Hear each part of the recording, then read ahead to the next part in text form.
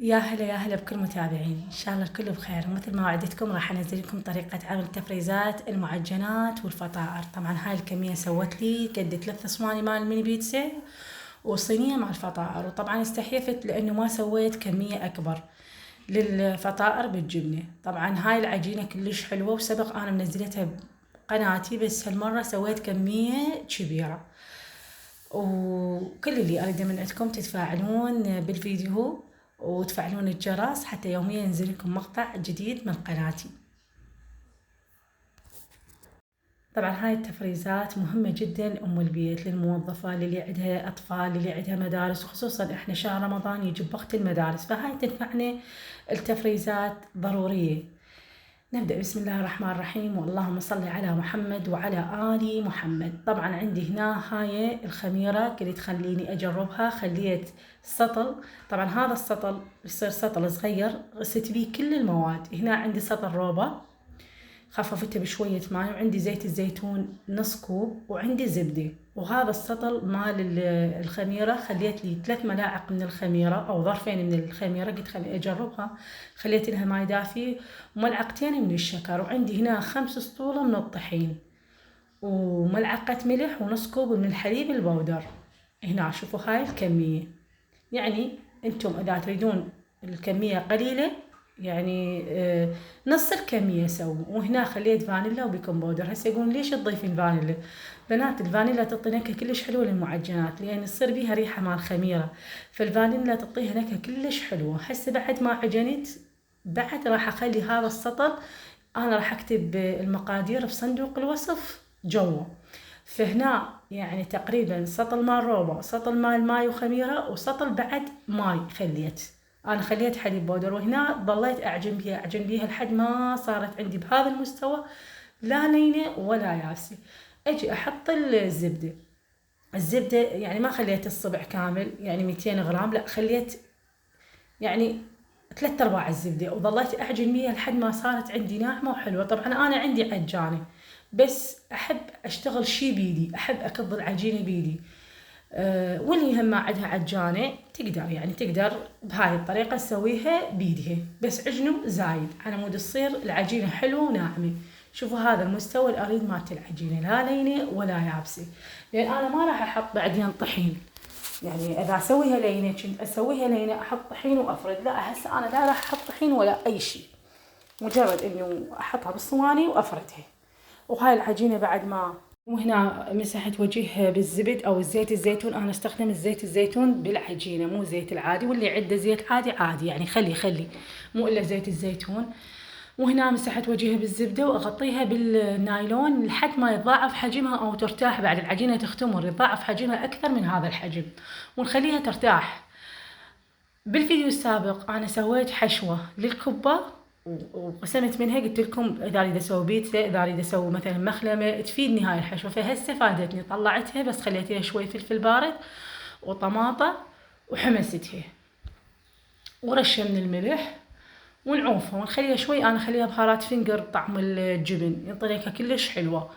وهسه اخلي هاي الحشوه لحد ما تتسبك عندي وتذوب، والطماطه شويه يعني تصير يعني تستوي على مود الحشي. طبعا اللي ما يحب هاي الحشوات فقط جبن وصلصه عادي، اللي يحب النقانق، اللي يحب يخلي اي شيء يعني مو الا لحم. انا مرات اسويها بالدجاج، هاي مرات اسويها بس بالنقانق وبالذرة وبالزيتون وبالفلفل، يعني على حسب شنو عائلتي شو تحب. احنا نحبها هيك ونحبها هيك، قسم بالنقانق وقسم باللحم المحموس. هاي عندي الصلصة مرات اسويها بالبيت، ومرات اذا مستعجلة لا اخلي معجون طماطة، واخلي عندي صلصات كاتشب وزعتر وبهارات فينجر، فلفل اسود وبصل بودر وثوم بودر. وهاي خليطة من الجبن الموتزاريلا والشيدر. طبعا الموتزاريلا استخدم مارسيان، والجبن الشيدر هم مارسيان، واكو يجي كيس مخلوط يعني كامل، ومرات لا استخدم كاله هم حلو. وهسه شوفوا هاي التحضيرات مالت البيتزا كملت، وعندي العجينة هم اختمرت. خليتها ترتاح، والعجينة عندي هشة وقطنية، لو تشوفون يعني الاختمار مالتها والهشاشة مالتها تخبل. واللي ما يريد يسوي كمية هواية عادي يقسم نص المواد، مثلا كيلو يخلي مثلا، مو إلا هسه أنا تقريبا كيلوين. وانا هم والله استحيفت قلت لهم سوي بعد اكثر، اسوي بالكروسون. وهاي العجينه تستخدم للكروسون اذا تردون، للخليه النحل، الكل شيء كل شيء. هاي العجينه للشرك، بس شويه زيدون يعني تطلع حطوا لها شيره، الكل شيء تستخدم هاي العجينه، مو بس يعني من بيتزا، حتى للفطائر. هسه راح اسوي فطائر ومن بيتزا. وهسه صوانينا نحضرهن نخلي بيهن ورق زبد، واللي ما عنده ورق زبد مثل حالتي خلصته اخلي هذا السيليفون، ولو هو ما يعني السيليفون يلزق العجينه بس عادي يعني كفه ووفه. او تدهنون صينتكم بالدهن. شوفوا بدون شيابك وبدون فرد، رأسة حطيتها شنقتها شنق صغيرة وخليتها بالصينية، وبعدين فردتها. نخلي أول شي الصلصة هاي لازم، وبعدين النقانق أو الحميسة مالت اللحم، والفلفل البارد، الذرة، الزيتون. هاي السوالف ترى كلها تنذب بالصينية. بس شو نسوي نخليها لأن يعني نحس منظر البيتزا إذا ما خلينا هاي السوالف ما تطلع بيتزا. واللي يريد مثلا يسويها كبار أو مربع وتقطعينها بعدين انت بكيفك. تريدينها تسوينها دائرية وتقطعينها هم بكيفك. أنا أسويها هيك صغار على مود كل وجبة بوجبتها. يعني ما أروح أنا أطلع لي وحدة إيش كبرها وإيش قدها والظل لو يقسمونها والظل. بعد هي قطعة ميني بيتزا ياكلونها على أعدادهم، يعني إيش قد ياكلون. هسه من بعد ما سوينا أنا أسوي الصواني أخلي بالفرن وأرجع أشتغل. تطلع وجبة. إيش أخلي مثلا عندي سفرة أو صماط عندي أخليها على الميز، وأطلع الوجبة أخليها تبرد يلا أفرزها. وهاي العجينة شوفوا بدون فرد، بس خليتها شوي فردتها وبعدين شكلتها هيجي وسديت الأطراف. شلون الصمونة شلون اللفة بالضبط. ونخليها هم ترتاح، ونحطها في صينية وندهن وجهها شوية بالحليب السائل ونخليها بالفرن. هاي بعد ما يعني نشكلها نخليها تختمر، يلا نخليها بالفرن، يعني تضاعف حجمها، يلا نخليها بالفرن. وهاي بعد ما كملت عندي الميني بيتزا، طبعا اخذوا الجهال يعني قصينية اكلوها بعد يحتسب عشاء لهم. فلا تخلونها تتحمر زايد كلش، لان احنا بعد من راح نطلعها راح نحميها، فراح شوي تتحمر زايد. فهذا يكون مستوى الشوي مالها، يعني تشوونها للاخر عادي بس مو كلش تتحمر بحيث تكون يعني كلش متحمصة، لا يعني حلوة.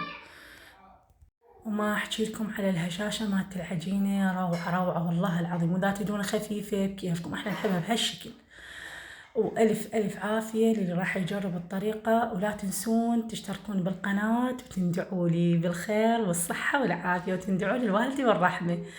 طبعا هواي بنات يعني يعترضون بشغلة التفريزات، يا شلون تفرزين هو شهر للطاعة لو للأكل. طبعا انتي اذا ما سويتي هاي الشغلات وخلصت منهن، شلون راح تتفرغين لطاعتك وصلاتك والعبادتك وقراية القرآن؟ يعني والله العظيم ما نلحق، وخصوصا أم البيت ما تلحق. يعني شو تلحق شو تسوي؟ يعني مثلا هسه وقت مدارس ويا رمضان، تدرسين ابنك لو تسوي له أكل، لو تلحقين تسوين حلويات، لو تلحقين تسوين فطور. فضروري ضروري هاي الشغلات ضروري نسويها قبل رمضان. ومرات والله بدون يعني مو إلا شرط رمضان، أنا مرات كل شهر أسوي هاي الشغلات لأن أنا ما أقدر ما لحق. خصوصا اللي بيت بوحدها اللي عندها مسؤولية أو عند عيالها. فنرجع هاي بعد ما كملنا. إذا عندكم أكياس نايلون، طبعا الأكياس النايلون أنا خلصت عندي، فأنا أخليها بصواني وأغلفها. شوفوا أخليها بهاي الأكياس النايلون، متوفرة هاي الأكياس النايلون. أنا عندي علبة مال الشوكليت هم خليت وجبة وغطيتها بالنايلون. وهاي شوفوا سلفنتها، كل وحدة سلفنتها بنايلون وخليتها بالصينية، وهم رجع سلفنتها يعني مود لا يدخل بيها هواء أو لا تتعرض للهواء مال المجمدة ويصير بيها ريحة مو حلوة. وهاي خلصني ما كلفتني يعني شكلكم يعني خلي ساعة ساعتين، والله بسرعة خلصتها. يعني بسرعة سويت العجينة اختمرت. أنا الحشو عندي بالفريز جيت طلعتي وما كلفتني. يعني بدل ما نروح نشتري جاهز أو نوصي أو شيء، إحنا نسويها بيدينا وبسرعة ما تكلف أي شيء. واللي مثلا ما عنده لحم ما عنده هاي الشغلات، مثل ما قلت لكم صلصة وجبن أو نقانق أو مرتديلا أو بس جبن أو بس صلصة أو بس زيتون، وهاي الشغلات تخلونها يعني شغلات بسيطة تقدرون تسوون من عندها سفرة شكبرها وشقدها وتفريزات. وانتظرون الفيديو القادم إن شاء الله أنزل لكم بعد وصفات وتفريزات.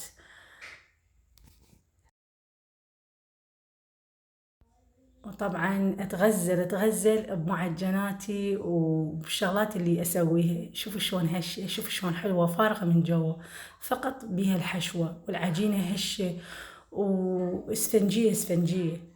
انصحكم تجربون هالطريقة، وشكرا للمتابعة.